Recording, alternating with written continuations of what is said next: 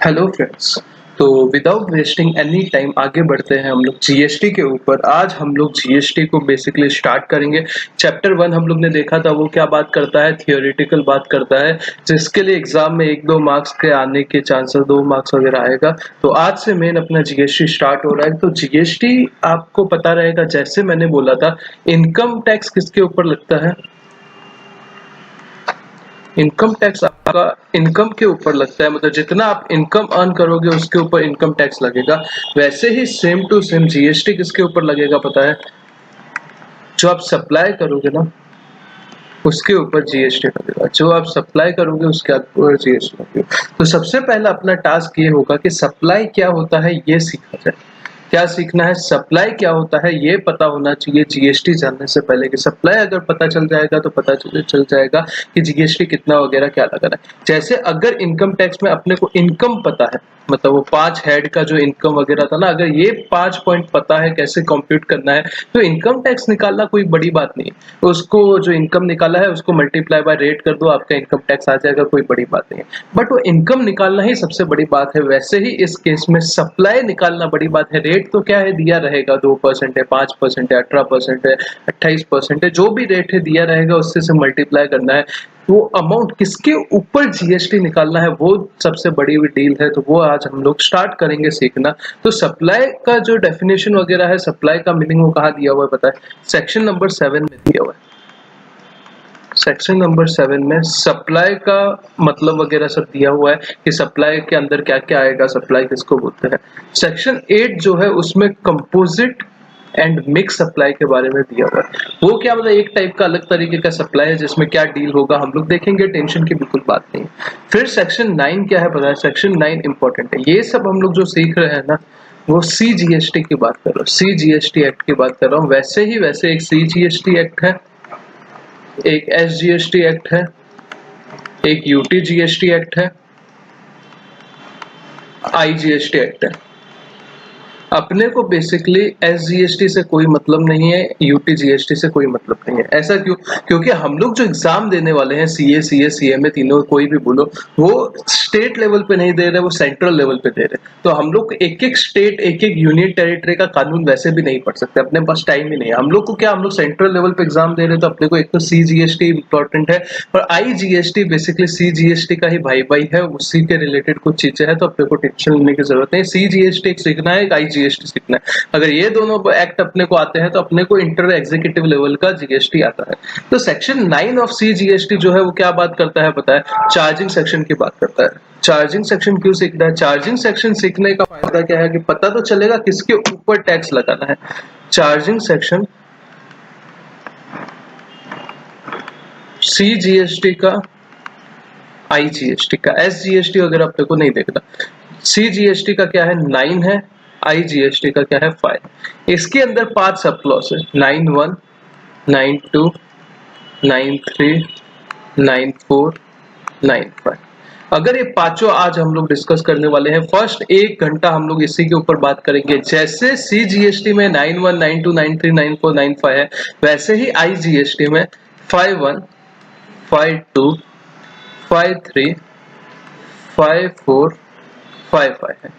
आज अपना टारगेट क्या है? सीजीएसटी का चार्जिंग सेक्शन पढ़ना है। आईजीएसटी आज हम लोग नहीं पढ़ने वाले, फिर भी मैं बता रहा हूँ कि दोनों सिमिलर है, दोनों सिमिलर है, बस 1-2 वर्ड का चेंज किया हुआ है, जो आपको मैं जैसे जैसे कानून पढ़ूंगा वैसे वैसे आपको समझाऊंगा। अब कैसे प्रोसेस करेंगे पढ़ना? जो आपका एक्ट है, जो आपके मॉड्यूल में दिया हुआ है कानून, सीधा का सीधा मैंने वो ही उठाया है। उसके एक एक वर्ड का हम लोग इंटरप्रिटेशन करते जाएंगे, एक एक वर्ड का इंटरप्रिटेशन करते जाएंगे, ऐसे ऐसे आगे बढ़ेंगे तो अपना काम बन जाएगा। ठीक है, तो फिर आगे बढ़ते हैं। आगे बढ़ के सेक्शन 9(1) के ऊपर आता हूँ। सेक्शन 9 क्या है? Charging section for levying of CGST.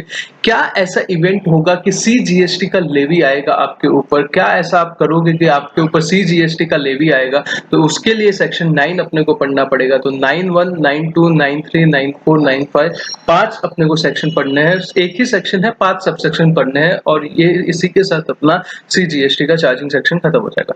तो सबसे पहला सबसेक्शन सबसेक्शन क्या बोलता है, सब्जेक्ट टू प्रोविजन ऑफ 9(2), मतलब जो 9 सबसेक्शन 2 दिया हुआ है आगे, ये वाला 9(2) जो दिया हुआ है, इसको आपको ध्यान में रखना है। सब्जेक्ट टू मतलब क्या, उसको आपको ध्यान में रखना है, वो वहां पे जो लिखा है वो एप्लीकेबल होगा। देयर शैल बी लेविड, यहाँ पे आपके ऊपर एक लेवी लगेगा, मतलब एक तरीके का चार्ज लगेगा, अ टैक्स कॉल्ड CGST एक्ट। एक CGST करके कानून है, टैक्स है जो आपके ऊपर लगेगा। किसके ऊपर लगेगा, ऑन इंट्रा स्टेट सप्लाई। किसके ऊपर लगेगा, इंट्रा स्टेट सप्लाई। तो यहाँ पे हम लोग ने क्या देखा, दो वर्ड देखे कि एक तो आपको जो 9(2) है उसको ध्यान में रखना है, तो वो ठीक है, ध्यान में रखेंगे, 9(2) आएगा तब पढ़ेंगे। एक आपके ऊपर टैक्स लगने वाला है, एक टैक्स लगेगा जिसका नाम होगा CGST। किसके ऊपर लगेगा, अगर आप इंट्रा स्टेट सप्लाई कर रहे हो तो उसके ऊपर लगेगा। इंट्रा स्टेट सप्लाई का मतलब क्या होता है, मैंने इनिशियली आपको बताया था, याद है जब भी हम लोग चैप्टर 1 किया था। अगर आप, मैंने एग्जांपल क्या दिया था पता है, इंटरकास्ट मैरिज और इंट्राकास्ट मैरिज। इंटरकास्ट मैरिज का मतलब क्या होता है, एक कास्ट का दूसरी कास्ट के साथ जब मैरिज होगा तो इसको क्या बोलेंगे, इंटरकास्ट मैरिज। तो सेम वे इंटरकास्ट सप्लाई किसको, इंटर स्टेट सप्लाई किसको बोलेंगे, एक स्टेट से दूसरे स्टेट में सप्लाई जा रहा है। जैसे मैं अभी महाराष्ट्र में बैठा हूँ, महाराष्ट्र से मैं गुजरात सप्लाई कर रहा हूँ, महाराष्ट्र से मैं राजस्थान सप्लाई कर रहा हूँ, या फिर मैं एक स्टेट से दूसरे यूनियन टेरिटरी में सप्लाई कर रहा हूँ। मैं महाराष्ट्र में बैठा हूँ, मैं लद्दाख में सप्लाई कर रहा हूँ, मैं महाराष्ट्र में बैठा हूँ, मैं चंडीगढ़ में सप्लाई कर रहा हूँ, या फिर एक यूनियन टेरिटरी से दूसरे यूनियन टेरिटरी, जैसे मैं लद्दाख में बैठा हूँ और मैं चंडीगढ़ में सप्लाई कर रहा हूँ, या मैं लद्दाख में बैठा हूँ, मैं आपका दमन एंड दीव वगैरह में सप्लाई कर रहा हूँ, तो क्या हो जाएगा, इंटर स्टेट सप्लाई हो जाएगा। इंटर स्टेट सप्लाई का खासियत क्या है, इंटर स्टेट सप्लाई में आपको IGST लगेगा। इंटर स्टेट सप्लाई जो होगा उसमें आपको IGST लगेगा। और इंट्रा स्टेट में क्या, इंट्रा स्टेट का मतलब क्या, एक ही स्टेट के अंदर अंदर या एक ही आपके इसके अंदर अंदर यूनियन टेरिटरी, तो उसमें आपको CGST प्लस SGST लगेगा। अभी हम लोग कौन सा सीख रहे हैं, CGST एक्ट सीख रहे हैं। तो यहाँ पे क्या बोला है कि अगर आपका इंट्रा स्टेट सप्लाई है तो CGST आएगा, अगर इंटर स्टेट होगा तो क्या वो सेक्शन 5 ऑफ IGST बोलेगा कि अगर इंटर स्टेट सप्लाई होगा तो आपका IGST करके टैक्स है वो आएगा। ठीक है, तो मैं क्या बता रहा था, यहाँ पे देखो, अगर यहाँ पे IGST का सेक्शन 5(2) क्या 5(1) क्या बोलेगा, सब्जेक्ट टू प्रोविजन ऑफ 5(2), वहां पे हम लोग देखेंगे, मैं जस्ट आपको लिंक करा रहा हूँ, there shall be levied a tax called IGST। वहां पे ऐसा लिखा रहेगा, on all inter state supply. यहाँ पे इंट्रा स्टेट पे क्या लगेगा, CGST। अभी जो SGST का कानून बना रहेगा, समझो महाराष्ट्र के स्टेट गवर्नमेंट का GST का कानून बना है, उसमें क्या लिखा रहेगा, subject to provision of 9(2) there shall be levy called SGST। यहाँ पे सिर्फ नाम चेंज हो जाएगा, SGST on all intra state supply, क्योंकि SGST CGST दोनों लगता है, intra state supply of goods services both except, आगे देखेंगे। ठीक है, तो अभी तक आपने क्या समझा कि अभी तक आपने समझा कि एक टैक्स है जिसका नाम है CGST, एक टैक्स है जिसका नाम है CGST, वो लगेगा आपका किस पे, इंट्रा स्टेट सप्लाई के ऊपर। इंट्रा स्टेट सप्लाई वगैरह क्या होता है हम लोग आज इन डिटेल बात करेंगे, मॉड्यूल मतलब कानून में क्या लिखा है, इंट्रा स्टेट का मतलब क्या होता है, उसके हिसाब से हम लोग बात करेंगे। On all intrastate supply of goods services both except on supply of alcoholic liquor for human consumption। जो दारू है, पीने का दारू, बेसिकली जो दारू डायरेक्टली कंज्यूम किया जाता है, मेडिसिन वगैरह की बात नहीं कर रहे, जो मेडिकल प्रिपरेशन वगैरह में दारू यूज होता है उसकी बात नहीं कर रहे, जो आपका ये नॉर्मल पब वगैरह में या फिर जो रोड पे बेवड़े पीते रहते हैं उसकी बात हो रही है, कि जो आपका एल्कोहलिक लिकर है जो ह्यूमन कंज्यूम करता है उसके ऊपर अभी तक GST नहीं आया है, तो उसके ऊपर CGST भी नहीं लगेगा। तो सर इसका रीजन क्या है, बेसिकली जो अल्कोहल है, अल्कोहल, इसके ऊपर जो पुराना लेवी था वो मेजरली किसके हाथ में था, टैक्सेशन स्टेट के हाथ में था। स्टेट मतलब स्टेट लेवल पे हाथ में था। तो स्टेट लेवल वाले क्या कर रहे थे, यहाँ पे उनको काफी अच्छा रेवेन्यू हो रहा था, क्योंकि अल्कोहल एक सिन प्रोडक्ट है। सिन प्रोडक्ट मतलब क्या, एक ऐसा प्रोडक्ट जिसको गवर्नमेंट नहीं चाहते कि ज्यादा से ज्यादा बिके, तो उसके ऊपर क्या करते हैं ये लोग, ज्यादा टैक्स लगाते हैं। ज्यादा टैक्स लगाते हैं तो क्या वो महंगा हो जाता है, इसमें गवर्नमेंट का काफी अच्छा रेवेन्यू होता है, पर पीने वाले तो पीते हैं, उनको प्राइस से कोई मतलब नहीं है। तो इसकी वजह से काफी अच्छा रेवेन्यू स्टेट को अल्कोहल की वजह से, अल्कोहल की वजह से मिल रहा था। पर जब GST आया तो GST में तो क्या होगा, अगर देखो इंट्रा स्टेट सप्लाई है तो 50% सेंट्रल गवर्नमेंट लेगी, 50% स्टेट गवर्नमेंट लेगी। IGST भी लग रहा है तो भी क्या होगा, 50% पहले सेंट्रल पूरा 100% ले लेगी, उसमें से 50% स्टेट को बांटेगी। करेक्ट है। और यहाँ पे प्रॉब्लम क्या हो रहा है, यहाँ पे प्रॉब्लम हो रहा है जो अल्कोहल है वो स्टेट के हाथ में अभी पूरा रेवेन्यू ऑलमोस्ट आ रहा है। तो स्टेट क्या बोल रहा है कि भाई हमको मगजमारी चाहिए नहीं, हम क्यों जीएसटी में है, हमारा फायदा है। तो गवर्नमेंट ने क्या बोला, अल्कोहल को एक बार के लिए साइड में रखो, बाकी सबके ऊपर तो जीएसटी लेके आ जाओ। तो जो अल्कोहल है उसके ऊपर अभी जीएसटी आया नहीं है। तो subject to provision of 9(2) there shall be a levy called CGST on all intra state supply except on supply of alcoholic consumption, alcoholic liquor for human consumption. तो इसमें से क्या हो जाएगा, ये लेस हो जाएगा alcoholic liquor for human consumption, इसके ऊपर से जीएसटी नहीं लगेगा। और जो सेक्शन 9 है वो आपको याद करने की, रटने की बिल्कुल जरूरत नहीं है, ये एक तरीके का समझने की जरूरत है कि ये समझ जाएगा तो आपको पता चलेगा जीएसटी का स्कोप कितना बड़ा है। ये समझाने के लिए मैं समझा रहा हूँ ये, और कोई पर्पस नहीं है, रटना नहीं है बिल्कुल, आपको ये सेक्शन समझना है सिर्फ, ठीक है। और इसके बाद क्या लिखा है, तो अभी अपने को पता चल गया एक सीजीएसटी नाम का टैक्स है, वो किसके ऊपर लगेगा, इंट्रा-स्टेट सप्लाई के ऊपर लगेगा, पर अल्कोहल पे नहीं लगेगा। तो ये तो समझा सर, अभी अमाउंट क्या रहेगा, उसका रेट क्या रहेगा, ये सब भी तो पता चलना चाहिए। तो आपको मैंने याद है तो हम लोग ने चैप्टर 1 में बेसिकली थोड़ा कुछ इंट्रोडक्शन लिया था जीएसटी का, तभी हम लोग ने कुछ चीजें सीखी थी। क्या सीखा था हम लोग ने क्या बोला था, 2-3 पॉइंट पता होने चाहिए अपने को अगर कोई जीएसटी के कानून को समझना है। तो सबसे पहले एक लेवी किसके ऊपर जीएसटी होगा वो पता होना चाहिए, मैंने जो चार्ट बनाया था पता। दूसरा, इसका कलेक्शन कैसे होगा, और तीसरा, person liable to pay tax कौन होगा, person liable to pay tax. तो आपको सीधा सीधा समझना है कि ये मैंने कोई सपने में मेरे नहीं आया था कि ऐसा कुछ मैं बताऊंगा, ये मैंने सेक्शन जो चार्जिंग सेक्शन है उसके ऊपर बताया था। यहाँ पे क्या लिखा है, यहाँ पे लेवी होने वाला है टैक्स, लेवी कौन सा लेवी होगा, सीजीएसटी होगा। तो लेवी के अंदर क्या होगा कि सबसे पहले अपने को पता होना चाहिए चार्ज किसके ऊपर होगा। तो चार्ज किसके ऊपर हो रहा है, सप्लाई के ऊपर हो रहा है, उसका वैल्यू क्या रहेगा और उसका रेट क्या रहेगा। तो ऐसे ही मैंने किया था कि इसको मैंने फर्दर 3 कॉलम में बांटा था कि सबसे पहले आपका चार्ज क्या रहेगा, वैल्यू क्या रहेगा, और थर्ड रेट क्या रहेगा। ये 3 पता है तो अपने को पता चल सकता है कि लेवी क्या रहेगा। तो सबसे पहले चार्ज क्या है, चार्ज आपका अगर सीजीएसटी है तो इंट्रा स्टेट सप्लाई के ऊपर है, आईजीएसटी है तो इंटर स्टेट सप्लाई के ऊपर है। तो यहाँ पे बेसिकली हम लोग ऐसा लिख सकते हैं कि चार्ज आपका सप्लाई के ऊपर है।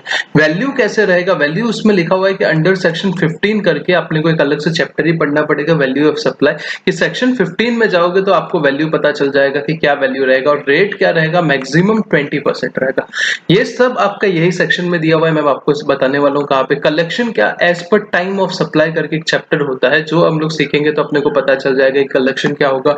और person liable to pay tax, मतलब टैक्सेबल पर्सन कौन होगा, जो जीएसटी में या तो रजिस्टर्ड है या जिसको जीएसटी में रजिस्ट्रेशन लेना कंपलसरी है, तो वो क्या होगा, आपका person liable to pay tax होगा।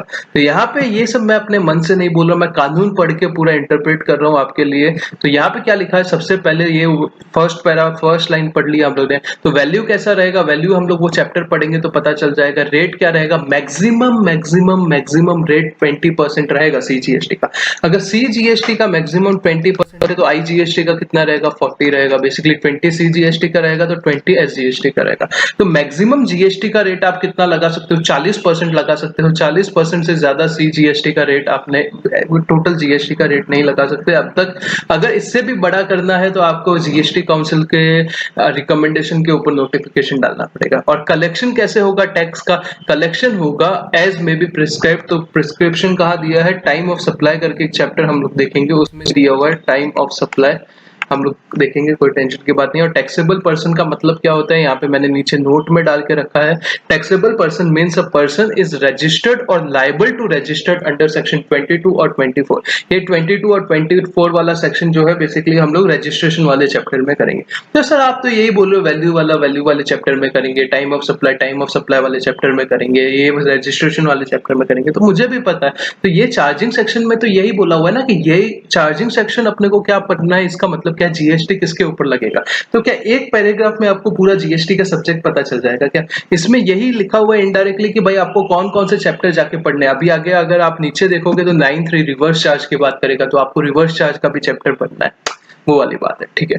तो ये वाला जो चार्ट है ना, ये वाले चार्ट के अंदर नीचे नीचे जाके ऐसा पूरा सब्जेक्ट एक चार्ट के अंदर आपके आ जाएगा, टेंशन की बात नहीं है। जीएसटी देखो मैं कानून से क्यों पढ़ा रहा हूँ सर, इनकम टैक्स तो आपने डायरेक्ट चार्ट वगैरह से पढ़ा था भाई, इनकम टैक्स बहुत पुराना कानून है, उसमें पढ़ाने जितना जितना पढ़ा सको उतना कम है। उसमें ऐसा होता है कि एक टाइम के बाद रुकना पड़ता है कि भाई बस अभी नहीं पढ़ाना, क्योंकि इतना पुराना कानून है, इतने केस है। ये जीएसटी तो 3 साल पहले 2-3 साल पहले आया हुआ कानून है, तो इसके अभी सिर्फ चार्ट में बना के दूंगा तो भाई 20-30 घंटे में जीएसटी पूरा खत्म हो जाएगा। तो अपने को वैसा नहीं करना, अपने को आराम से अच्छे से एक एक चीजें पढ़नी है। तो इसके लिए मैं इन डिटेल आपको पढ़ा रहा हूँ, पूरा कानून ही उठा के लाया हूँ और कानून के साथ पढ़ाऊंगा, ठीक है।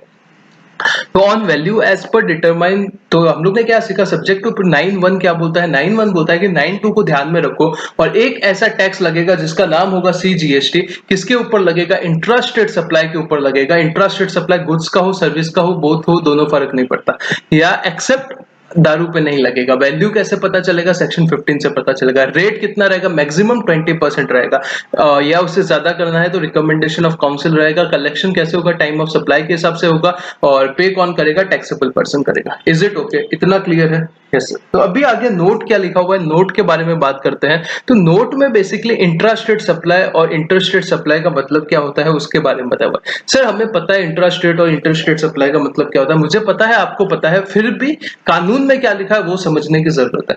आपको बेसिकली पूरा आइडिया है इंट्रास्टेट और इंटरस्टेट सप्लाई का मतलब क्या होता है, पर कानून में क्या लिखा है वो भी तो समझने की जरूरत है। उसके लिए मैं आपको बताना चाहूंगा, इंटरस्टेट सप्लाई, फटाफट मैं जा रहा हूं, मुझे पता है ये आपको पता है। अगर मैं एक स्टेट से दूसरे स्टेट सप्लाई करता हूं, महाराष्ट्र से गुजरात सप्लाई करता हूं, अगर मैं एक स्टेट से दूसरे यूनियन टेरिटरी में सप्लाई करता हूं, महाराष्ट्र से आपका कहीं पे भी लद्दाख, एक यूनियन टेरिटरी से दूसरे यूनियन टेरिटरी करता हूं, लद्दाख से चंडीगढ़, तो बेसिकली या फिर आउट ऑफ इंडिया वगैरह करता हूं, तो इंटरस्टेट सप्लाई होता है।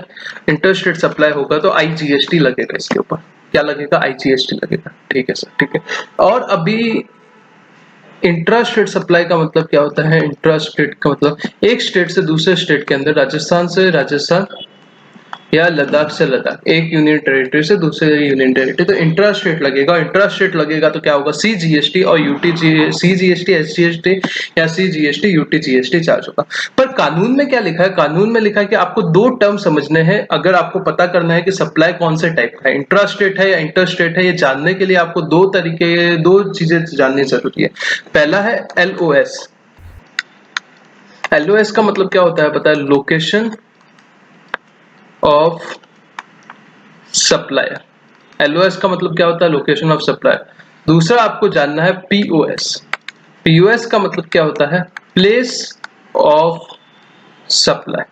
अगर ये दोनों आपको पता है तो आपको पता है कि इंट्रास्टेट सप्लाई है या इंटरस्टेट सप्लाई है। फॉर एग्जांपल, अगर इसमें लोकेशन ऑफ रेसिपिएंट की कहीं बात नहीं की है, लोकेशन ऑफ सप्लायर का मतलब क्या होता है कि आपका सप्लायर जो है, जो आपको चीजें सप्लाई कर रहा है, जैसे मैं टैक्स सेंटर में मुंबई से क्लास ले रहा हूँ तो मेरा लोकेशन क्या है, मुंबई है। प्लेस ऑफ सप्लाई, मैं कहाँ पे क्लास दे रहा हूँ, ये तो ऑनलाइन मोड है, बेसिकली कहाँ पे क्लास आपका जा रहा है ये इतना समझना है। प्लेस ऑफ सप्लाई है, ये CA final level, CS professional level पे एक बहुत बड़ा चैप्टर है, बहुत बड़ा चैप्टर है। आपके इंटर लेवल एग्जीक्यूटिव लेवल पे इतना इन डिटेल नहीं है।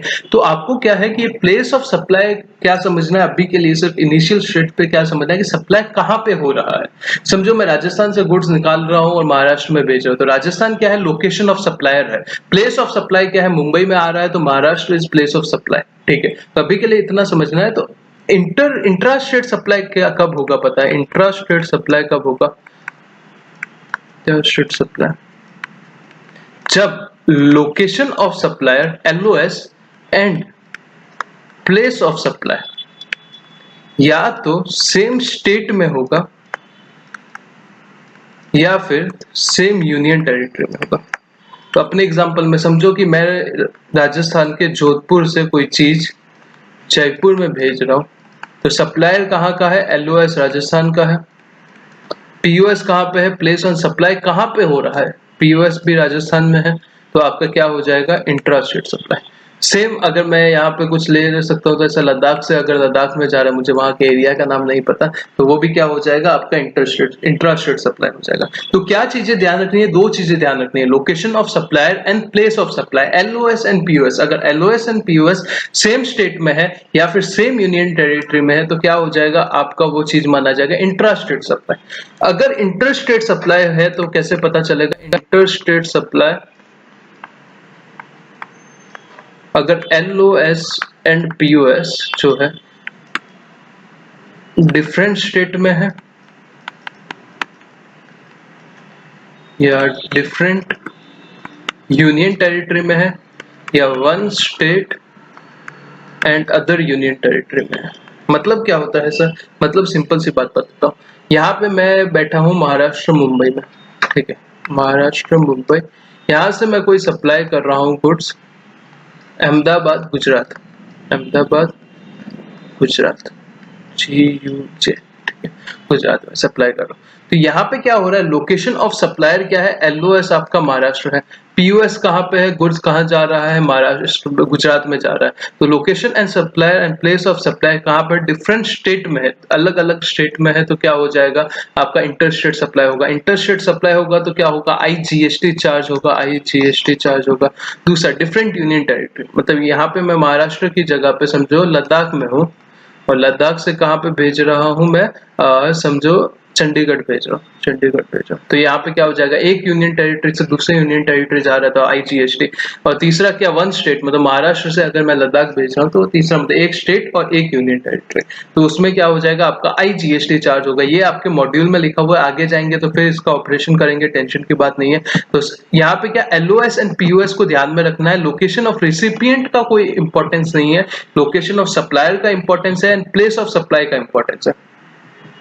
तो देखो इंट्रा स्टेट सप्लाई का मतलब क्या होता है, where LOS location of supplier and POS place of supply are in same state, अगर वो सेम स्टेट में है या फिर सेम यूनियन टेरिटरी में है तो वो आपका क्या हो जाएगा, वो आपका बेसिकली इंट्रा स्टेट सप्लाई हो जाएगा। इंटर स्टेट का मतलब क्या होता है, LOS and POS are in two different state, एक अलग अलग स्टेट में है या फिर अलग अलग यूनियन टेरिटरी में है या फिर एक स्टेट या एक यूनियन टेरिटरी में है, तो आपका क्या हो जाएगा, बेसिकली इंटर स्टेट सप्लाई हो जाएगा। ठीक है, ठीक है। फिर नेक्स्ट आते हैं, नेक्स्ट लिखा हुआ है कि अल्कोहल के बारे में नोट दिया हुआ है कि alcoholic liquor for human consumption is not subject to levy of GST। अगर इसके ऊपर GST लगाना है तो गवर्नमेंट को क्या करना पड़ेगा, कॉन्स्टिट्यूशन में अमेंडमेंट करना पड़ेगा, बिकॉज आर्टिकल के कॉन्स्टिट्यूशन जो 366 करके कॉन्स्टिट्यूशन का आर्टिकल है उसमें ही ऐसा लिखा हुआ है कि जो GST है वो अल्कोहल के ऊपर नहीं लगेगा। तो उसको जब तक अमेंड नहीं करोगे तब तक आपका वैसे भी GST नहीं लग सकता अल्कोहल पे। पर levy will include charge plus value plus rate. तो लेवी के अंदर क्या आ जाएगा, चार्ज आएगा, चार्ज मतलब क्या, सप्लाई के ऊपर होगा, इंट्रा स्टेट है, इंटर स्टेट। वैल्यू का मतलब क्या, जो सेक्शन 15 में सीखेंगे, रेट मतलब जो मैक्सिमम 20% देगा। कलेक्शन टाइम ऑफ सप्लाई में देखेंगे। टैक्सेबल पर्सन का मतलब क्या होता है, जो पर्सन या तो रजिस्टर्ड है या लाइबल टू रजिस्टर्ड। ठीक है, तो ये 9(1) हम लोग ने पढ़ा, आपको सिर्फ समझने की जरूरत है, इसके बाद मैं आपको रीडिंग का टाइम दूंगा, टेंशन मत लो। तो 9(1) आप समझ लोगे, उसके बाद हम लोग 9(2) में आते हैं। 9(2) क्या होता है, सेक्शन 9(2) 5 ऐसे प्रोडक्ट की बात करता है, 5 ऐसे प्रोडक्ट की बात करता है जिसके ऊपर अब भी GST नहीं है, पर GST आएगा। कब आएगा पता है, जब आपका सेंट्रल गवर्नमेंट नोटिफिकेशन निकालेगी ऑन रिकमेंडेशन ऑफ काउंसिल।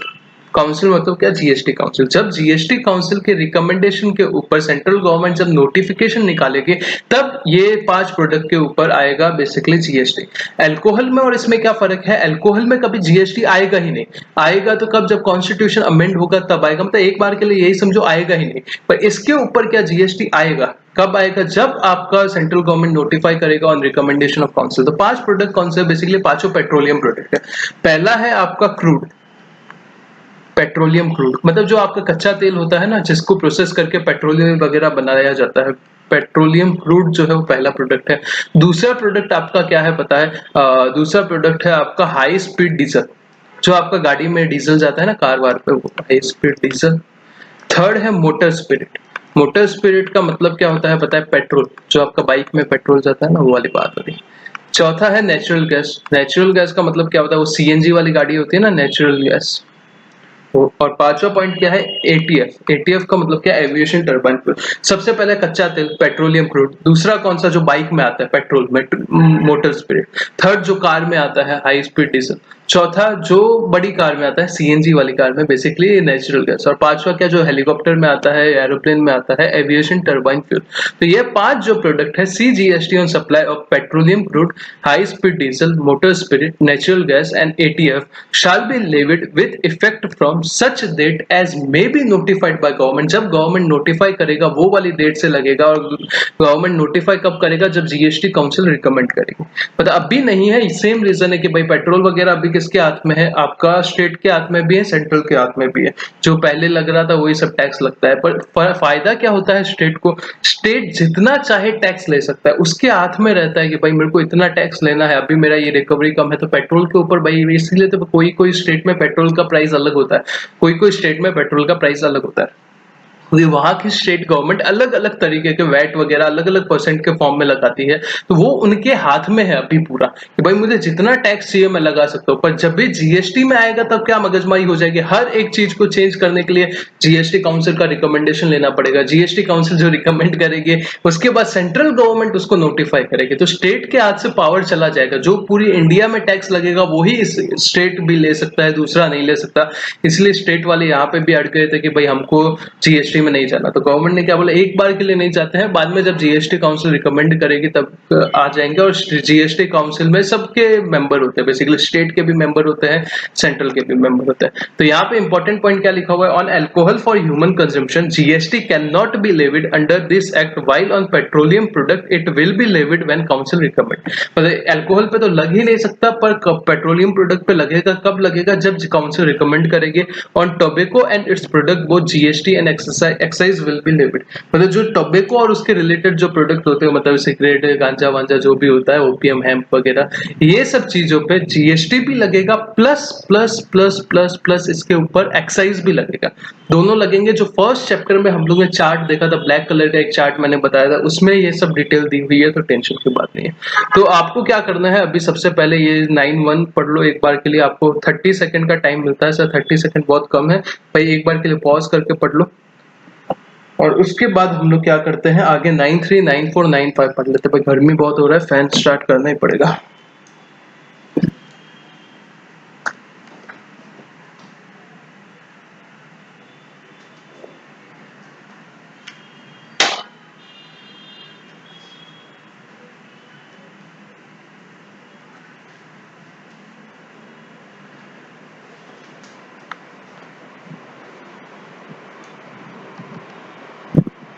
ये थोड़ा मैं जब तक नहीं बोलूंगा तब तक ही फैन का साउंड आएगा, फिर नहीं आएगा, क्योंकि माइक वाइक का कोई कर लेता है। तो ये रीड किया, अभी नीचे मैं आता हूँ, ये रीड कर दो, पॉज कर करके रीड करो।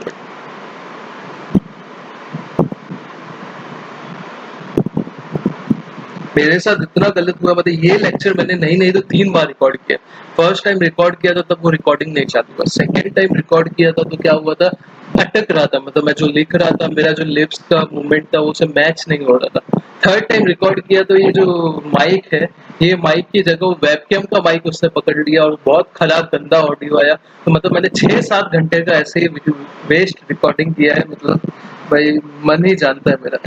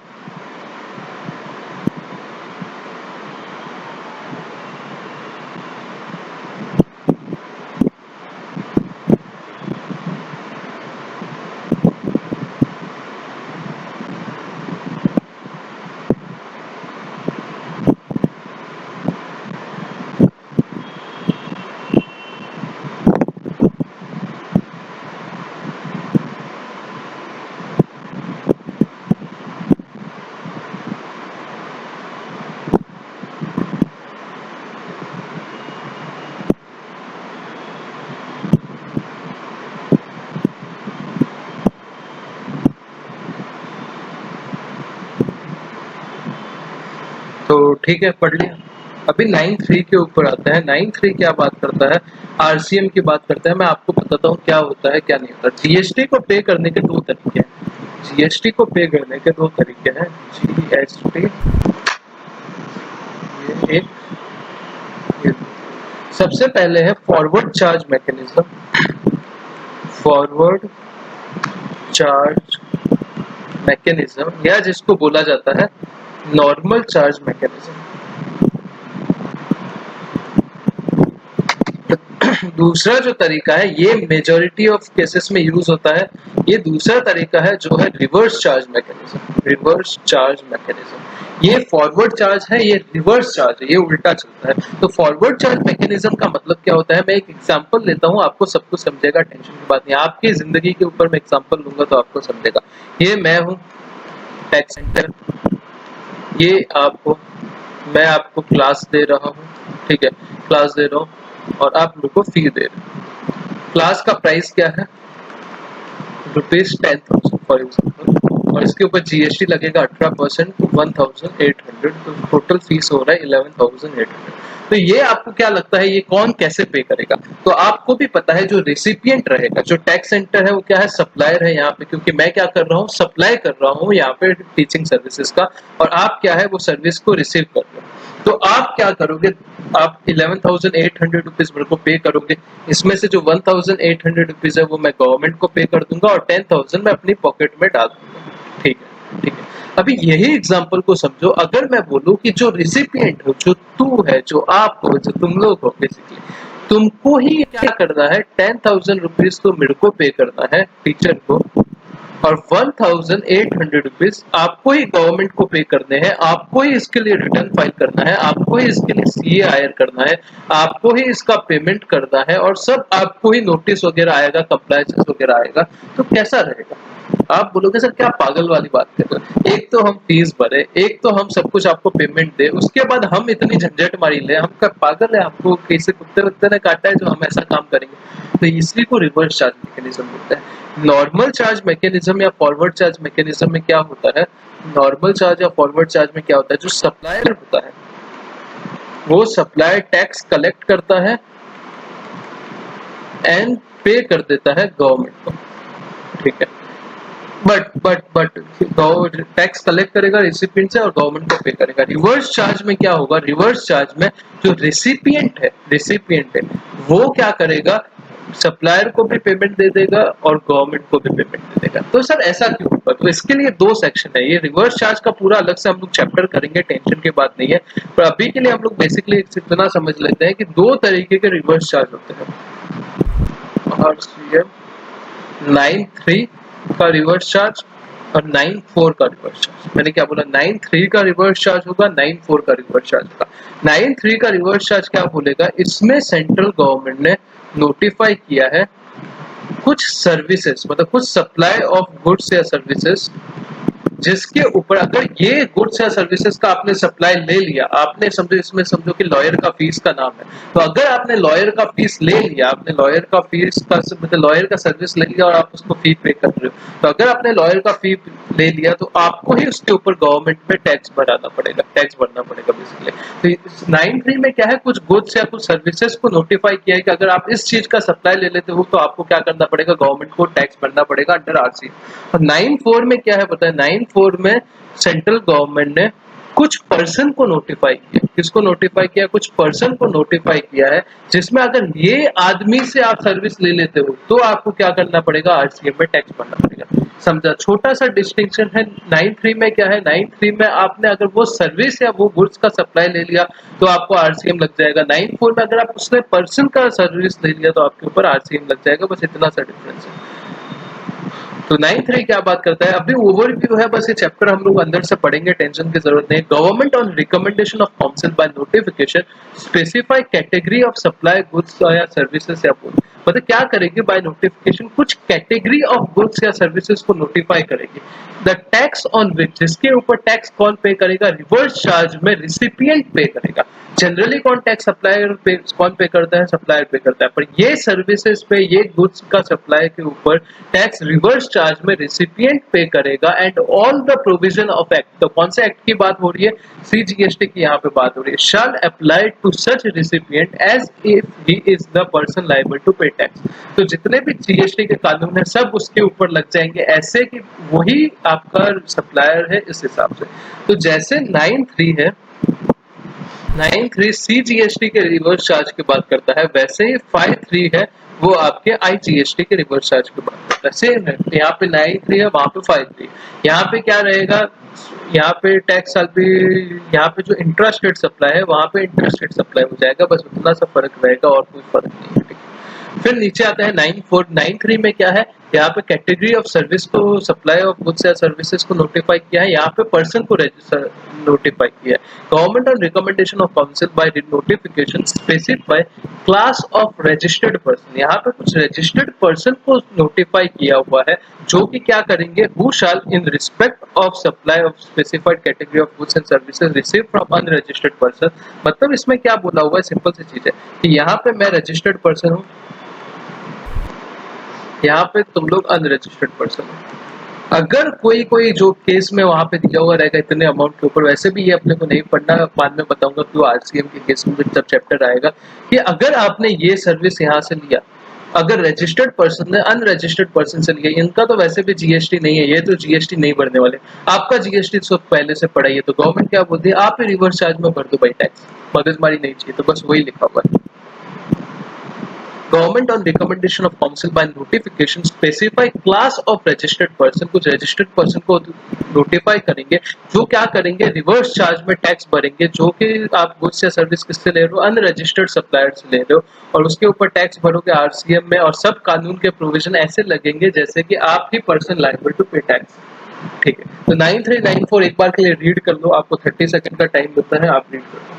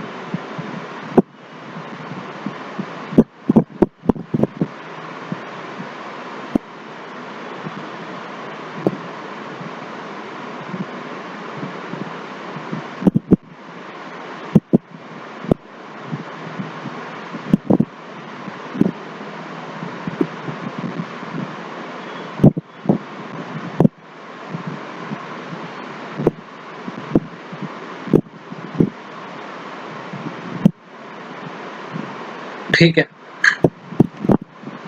फिर 9(5) किसके बारे में बात करता है, 9(5) आपका ईसीयू के बारे में बात करता है। सर ईसीयू क्या होता है, बात करते हैं ईसीयू के बारे में। 9(5) जो है ईसीयू, ईसीयू का मतलब क्या होता है, इलेक्ट्रॉनिक कॉमर्स ऑपरेटर, मतलब जो एक अपना ऐसा प्लेटफॉर्म दे रहा है जहां पे जाके आप कुछ गुड्स सेल कर सकते हो या आप अपनी सर्विसेज दे सकते हो। फॉर एग्जांपल हो गया आपका अमेज़न हो गया, जैसे आपका एग्जांपल हो गया ओयो होटल्स हो गए, जैसे आपका एग्जांपल हो गया ओला कैब हो गया।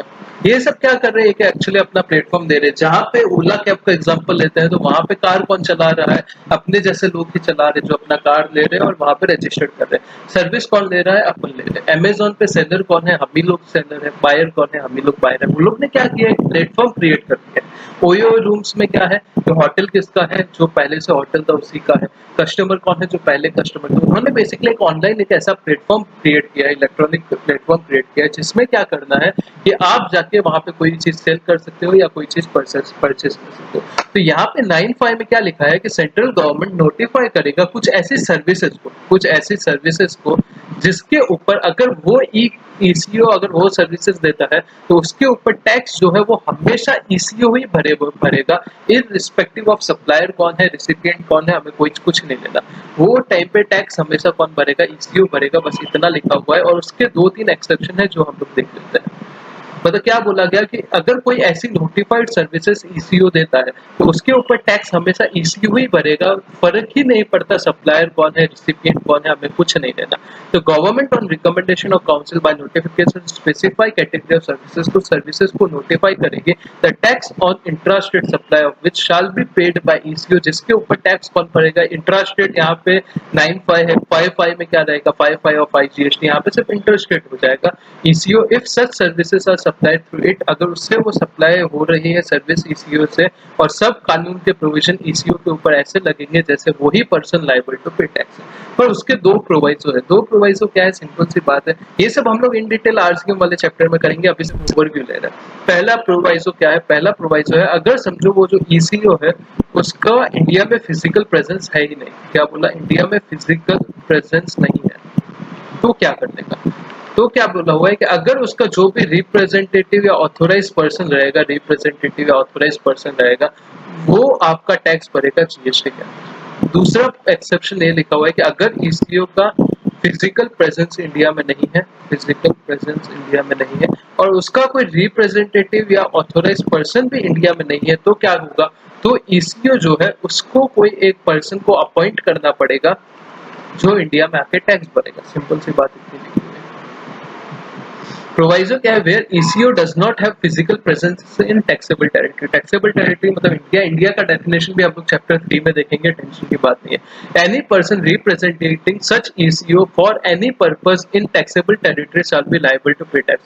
ऐसा कोई पर्सन जो रिप्रेजेंट कर रहा है ईसीओ को, वो क्या करेगा, लायबल टू टैक्स हो जाएगा। और where ECO does not have physical presence, अगर ईसीओ का इंडिया में फिजिकल प्रेजेंस भी नहीं है प्लस उसका कोई रिप्रेजेंटेटिव भी नहीं है टैक्सेबल टेरिटरी में, तो क्या करेगा, ईसीओ एक अपॉइंट करेगा पर्सन को जो क्या करेगा, इंडिया में टैक्स वगैरह भरेगा। ठीक है, तो ये 9(5) आप एक बार के लिए पढ़ लो, फिर हम लोग आगे बढ़ते हैं।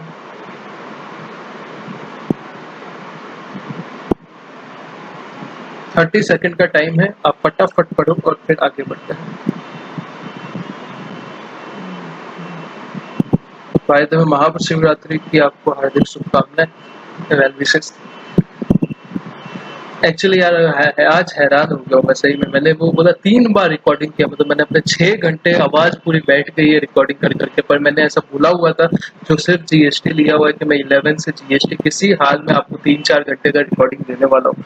आज तो ऐसा हो गया कि अभी पता नहीं गला कब तक चलेगा, वो वाली बात है कि 3 बार रिकॉर्डिंग किया, तीनों बार मतलब ठीक है, अब क्या बोले, थोड़े नसीब होते हैं।